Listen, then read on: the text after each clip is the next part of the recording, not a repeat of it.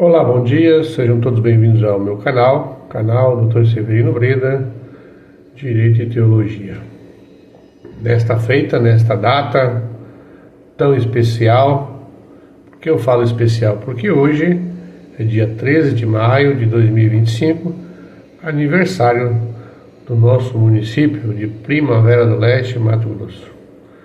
Hoje, exatamente dia 13 de maio de 2025, estamos completando aqui, deixa eu ver aqui, se eu acerto, 2025 menos 1986, 39 anos.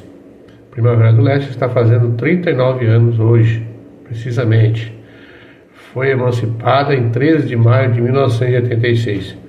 Salvo engano, é a mesma data do município de Sorriso. Sorriso também, creio que deve estar fazendo aniversário hoje também. Então, o que eu quero tratar nessa data? Uma data especial, uma data festiva. Estamos aqui hoje de feriado, não estamos lecionando hoje. Como eu já disse em alguns vídeos anteriores, eu sou professor de contabilidade e finanças numa escola técnica municipal aqui, técnica estadual, aliás, aqui da minha cidade.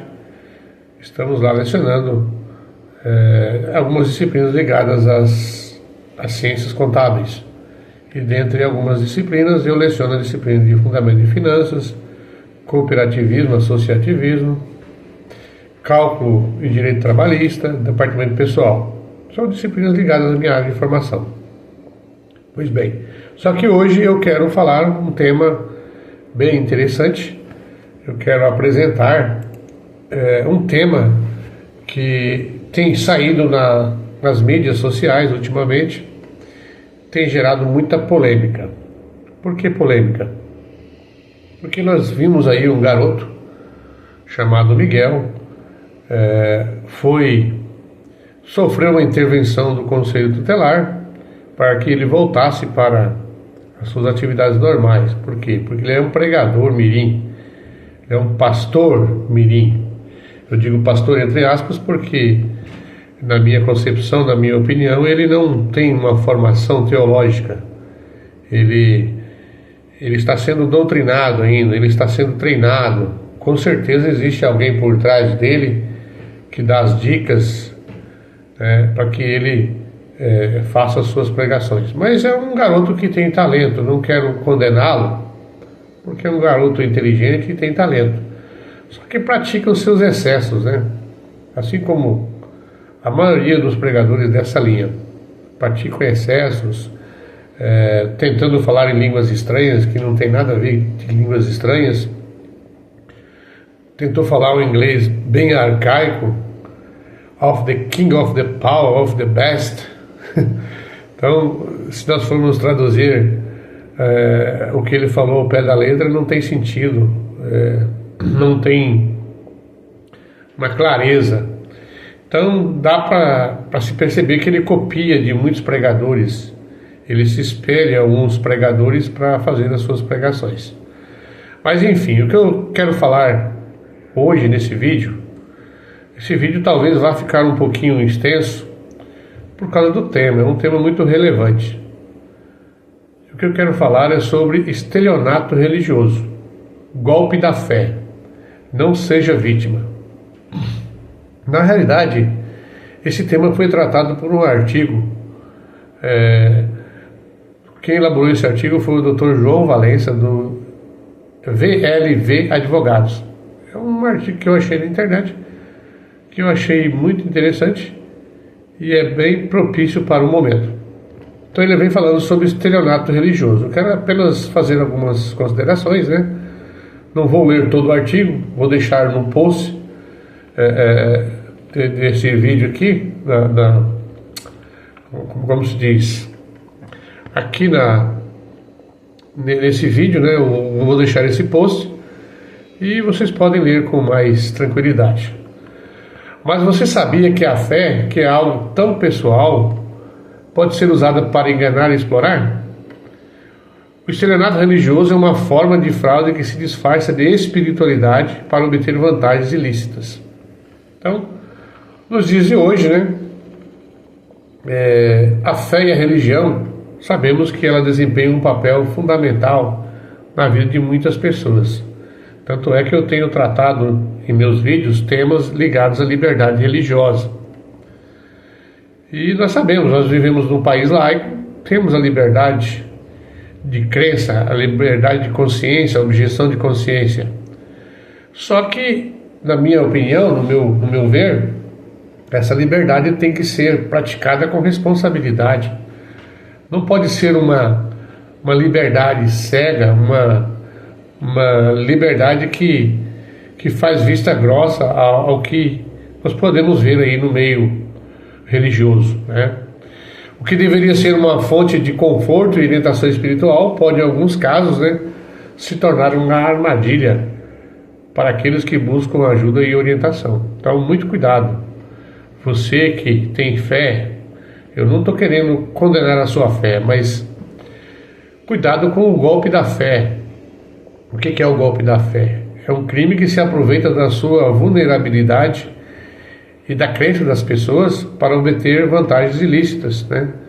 Então, alguns prometem curas milagrosas, vendas de produtos sagrados, fazem cobranças exorbitantes, e eles se utilizam da confiança das pessoas, da vulnerabilidade das pessoas para o seu próprio benefício, né?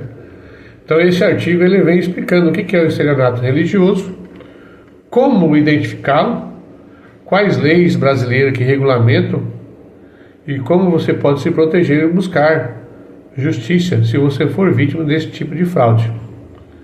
Então você não pode deixar que a sua fé seja usada contra você mesmo. Você tem que se informar e procurar defender os seus direitos. Então nós sabemos que muitas questões jurídicas podem gerar dúvidas, mas vocês têm que entender os seus direitos, principalmente no âmbito religioso, né?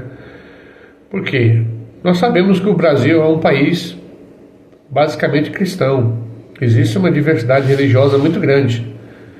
Só que em meio a essa diversidade religiosa existem pessoas de má fé que querem se aproveitar da sua inocência, da sua vulnerabilidade, da sua fé. Às vezes a sua fé é fraca, às vezes você não tem uma fé firmada na palavra de Deus, você não tem um conhecimento teológico básico necessário, e você acaba caindo nesse tipo de armadilha. Então por isso que é interessante que nós tragamos vídeos que tratam desse tipo de assunto. Então o que pode ser considerado estelionato? Então o primeiro passo é o que é estelionato? Isso está previsto no artigo 171 do Código Penal.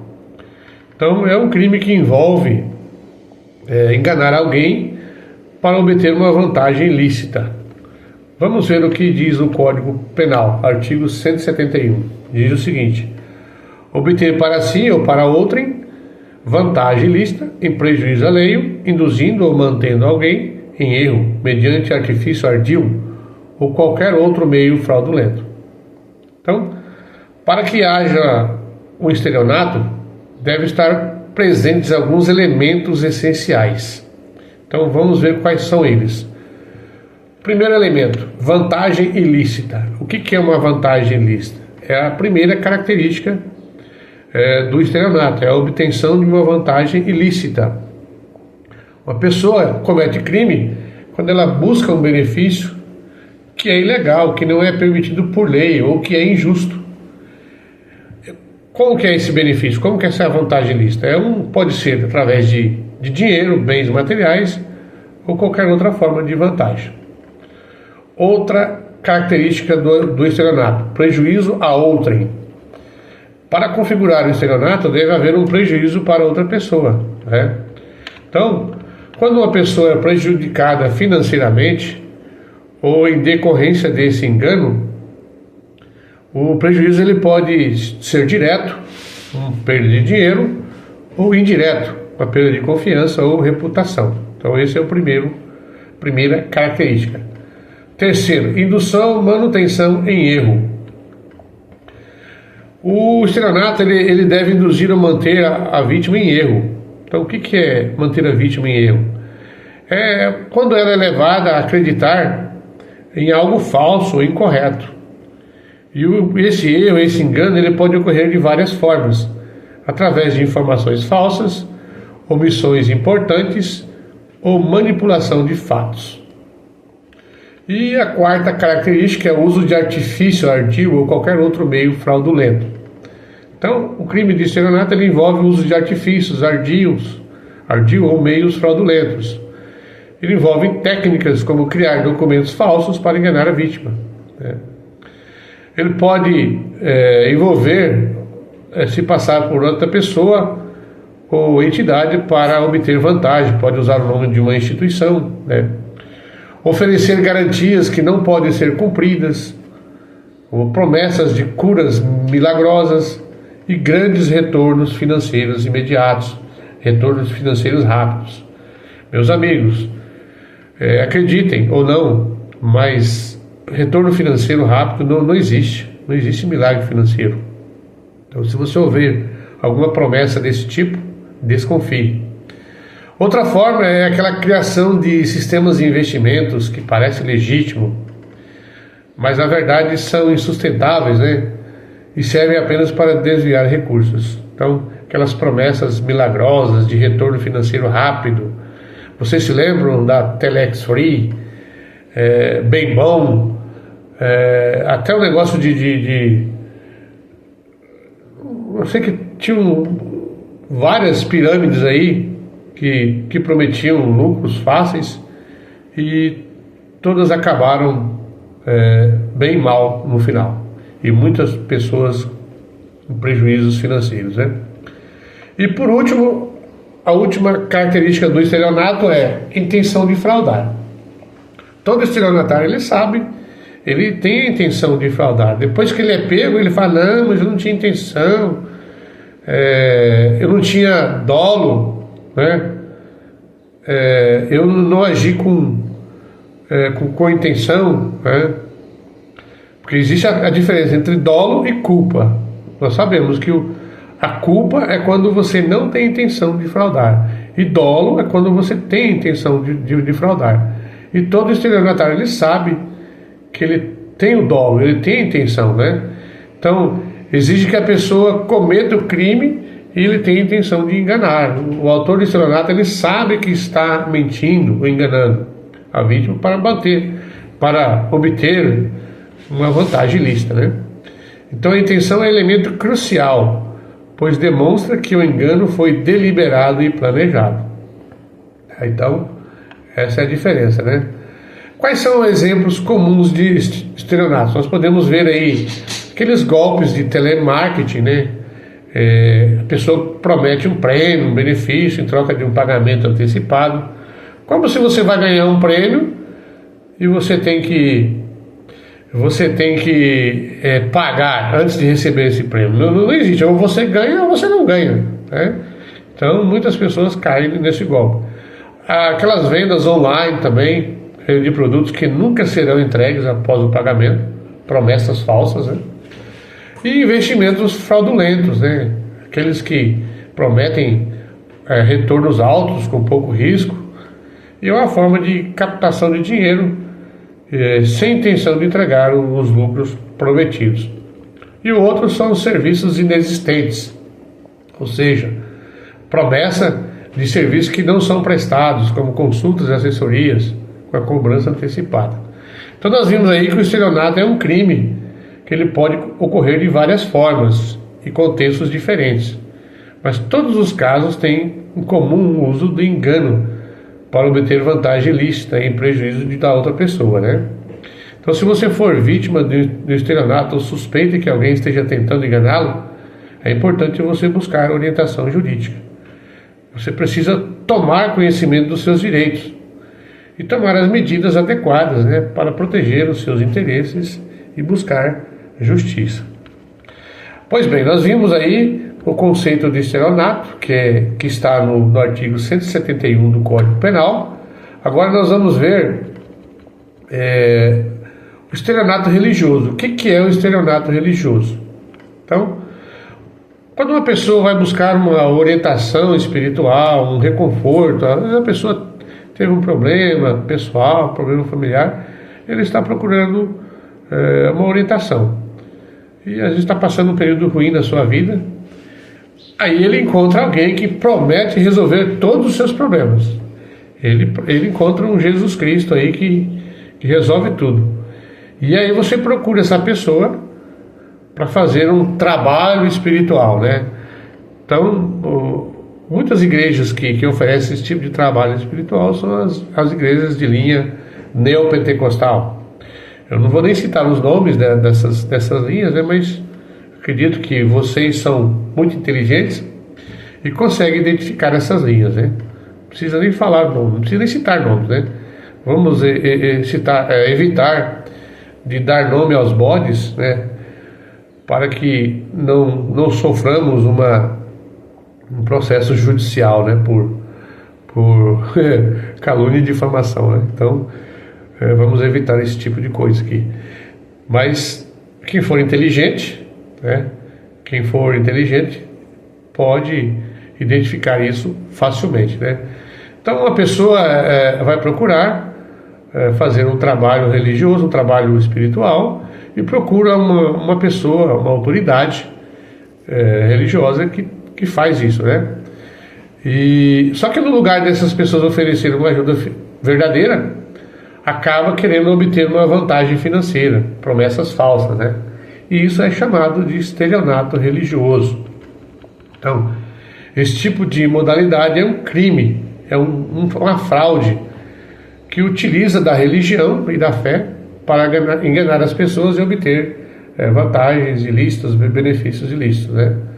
Então, assim, alguém, quando usa sua fé e a espiritualidade para manipular os fiéis e obter dinheiro ou outros bens de forma desonesta. Então, esse tipo de crime acontece quando aqueles aproveitadores, os lobos vorazes, né, aproveitam da vulnerabilidade das pessoas e da crença para pessoas que estão buscando soluções para os seus problemas espirituais, né? Então, como que funciona o estelionato religioso? A pessoa procura uma autoridade religiosa e lá elas prometem curas milagrosas, né? Soluções rápidas para problemas pessoais ou espirituais, garantias de benesses divinas em troca de dinheiro, né? Então, usam técnicas sofisticadas para criar um ambiente de confiança e convencer suas vítimas, né? Então, convence a pessoa de curar uma doença, a resolução de um problema familiar, financeiro, mas a pessoa tem que seguir aquele rito, tem que seguir todo aquele cerimonial, né? Para conseguir essa bênção milagrosa. E muitas vezes eles vão além, alegando que a falta de pagamento pode resultar em infortúnios ou maldições. Então, muitos deles dizem o seguinte: olha, se você não obteve a bênção, porque você não teve a fé suficiente para ser atendido. Então eles prometem mundos e fundos, e quando não acontece o milagre, a culpa é da própria pessoa, né? Então, vamos ver agora qual é a diferença do estelionato comum do religioso. Nós sabemos, né? O comum, ele pode acontecer em qualquer contexto, né? Onde envolve promessas falsas de retorno financeiro, vendas fraudulentas de produtos ou serviços e a manipulação para a obtenção de bens ou dinheiro, né? No estelionato comum, as pessoas utilizam métodos como falsas representações comerciais, esquemas de pirâmide e documentos falsos. Então, a intenção é enganar a vítima de forma direta, né? Com técnicas enganosas e documentos falsificados, né? Alguns procuram vender o bilhete premiado, né? Golpe do falso empréstimo. Então, existe uma infinidade de tipos de estelionato secular. Agora vamos falar sobre o estelionato religioso. Então, é uma forma mais específica, mais detalhada do estelionato. Se aproveita da fé da pessoa, da espiritualidade das pessoas, né? Acontece em contextos de crenças e práticas espirituais. A pessoa se apresenta como um líder religioso, espiritual, de confiança, né? E prometem benefícios espirituais, milagrosos. Aí eles criam um ritual, vendem um produto sagrado, cobram uma taxa por suposta cura ou bênção. Aí envolve técnicas emocionais, apelos emocionais e faz uma manipulação da fé da vítima. Eles são tão especialistas nisso que convencem as pessoas até a vender os próprios bens e doar para a igreja. Aqui na minha cidade nós tivemos um exemplo disso. O marido estava para a fazenda, trabalhando, e quando ele chegou em casa, a esposa tinha vendido todos os móveis, porque o pastor a convenceu de vender todos os seus bens e dar o dinheiro para a igreja. Então, nós vimos quais são as principais diferenças, né? A natureza da promessa. No estelionato comum, as promessas geralmente envolvem benefícios materiais ou financeiros diretos. Agora, já no estelionato religioso, as promessas estão ligadas a benefícios espirituais, curas ou garantias de favor divino. No estelionato comum, pode acontecer em qualquer situação, enquanto que o estelionato religioso ocorre geralmente no contexto de crenças e práticas religiosas.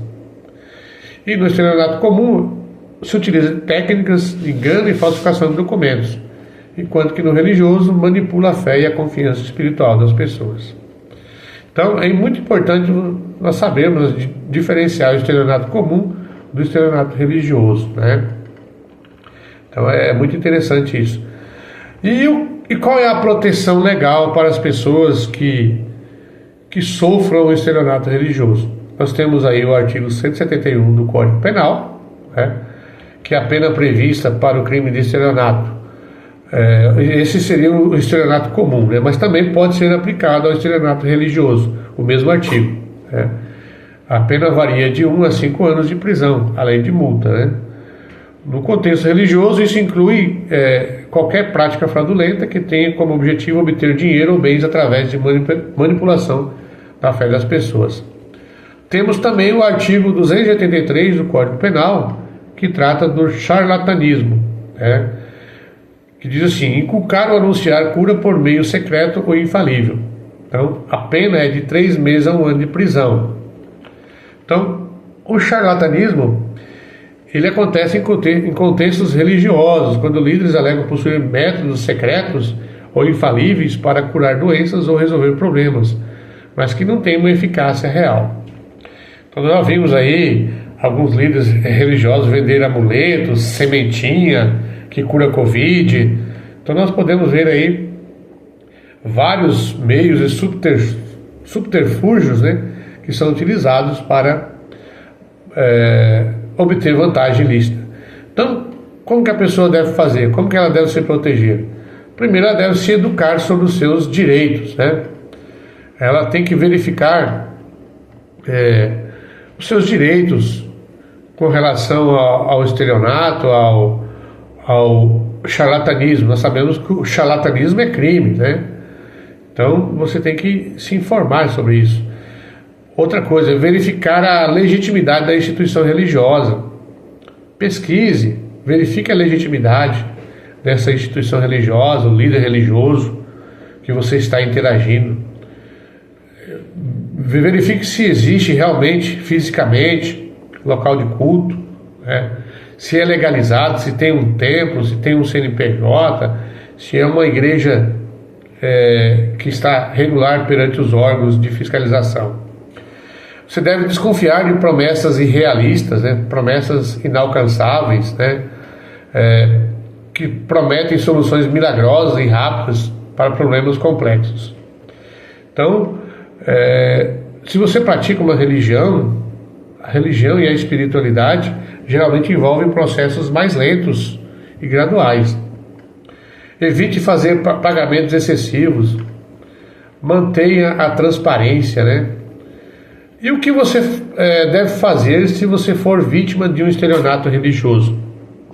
Primeiro, você procure se resguardar com provas, né? Documentos, guardar recibos, contratos, qualquer material relacionado ao trabalho espiritual ou produto vendido. As comunicações, e-mails, mensagem de texto, WhatsApp, né? entre você e o golpista. Testemunhas, pessoas que testemunharam o ocorrido, peça que elas forneçam declarações ou testemunhos.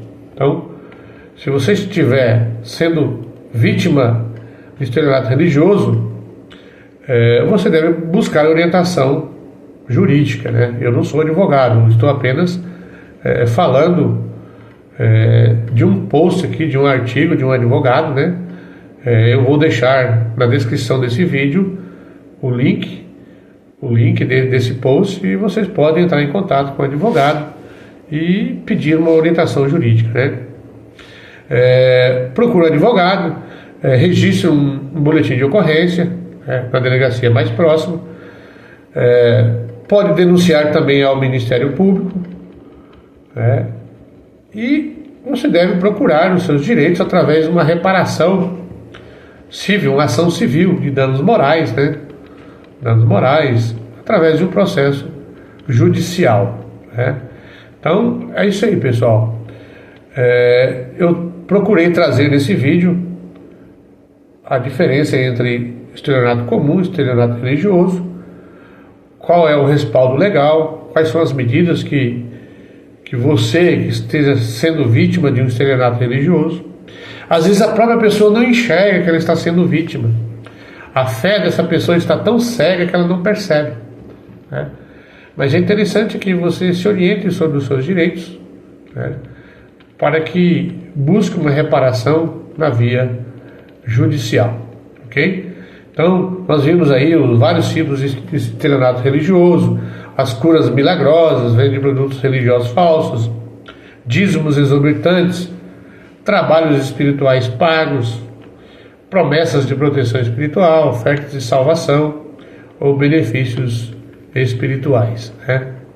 Então, o estelionato religioso é um crime sério que explora a fé e a vulnerabilidade das pessoas para obter vantagens ilícitas, né? Então, é importante que você entenda esse tipo de fraude, qual é a legislação que dá respaldo legal, procurar se proteger, buscando justiça através de um processo judicial de reparação de danos morais, né? Se você se deparar com situações suspeitas ou acreditar que foi vítima de estelionato religioso, é essencial você agir rapidamente e buscar uma orientação jurídica. Então é isso aí, pessoal. Desculpe aí pelo tamanho do vídeo, porque é um tema muito relevante, muito interessante para os nossos dias atuais. Então é isso aí que eu queria ter trazido para vocês. Muito obrigado, continue assistindo nossos vídeos, dê o seu like, se inscreva no nosso canal, continue assistindo nossos vídeos. Peço desculpas aos nossos seguidores pela demora em postar vídeos, porque eu estou lecionando, trabalho no meu escritório de contabilidade, apesar de eu não ser advogado, sou bacharel em Direito, e eu procuro trazer alguns temas ligados ao Direito e à Teologia, que eu também possuo formação em Teologia. Então, por isso que eu procuro sempre estar fazendo uma ponte entre Direito e Teologia. Então, é um tema ligado à fé, mas também um tema ligado ao Direito. Então, é interessante que nós saibamos os nossos direitos e deveres, ok? Muito obrigado, Deus abençoe a todos, um ótimo dia, um ótimo feriado a todos.